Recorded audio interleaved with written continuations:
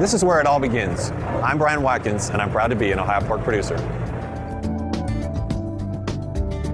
It's a fact of life when you keep animals that you're going to have a lot of that produced every day. And in a barn like this, that falls down through the floor and becomes gold under the barn.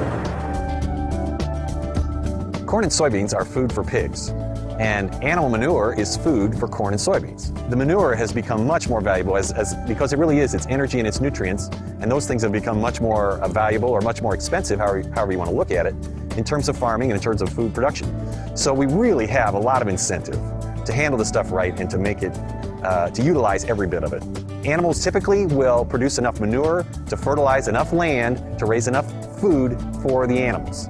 And so if we handle it properly and we don't let any of it sort of seep away, we can make sure that we're as efficient as we can be.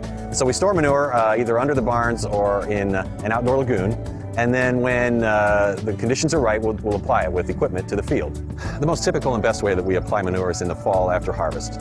We have a nice mat of dry carbon material on the surface of the soil. The soil is typically drier at that time of year, and so we can go in then and use our equipment to apply it to the crops. Of course, there are three different ways that you can apply manure, but we're typically using a tool that a honey wagon is what it's known as, the honey, the gold, and tractors to take it out to the field. And then we're making sure that we apply it. We're not throwing it up in the air, but trying to keep it down close to the surface, either right at the surface or just slightly below the surface. We'll apply lime ahead of the manure application, which has a couple of great benefits. Number one, manure is acidic, and so it balances that out. But another thing is lime is a great odor control, and we typically eliminate, we think, almost all of our odors when we're applying manure to a lime field. We do a lot of things in terms of the timings of application, the way we use no-till and leave our crop residues on the surface. One of the great things about no-till and animal manure is that those residues kind of balance out the animal manure, and you sort of are creating a composting action on the surface of the soil that really locks the nutrients in there and doesn't let them escape.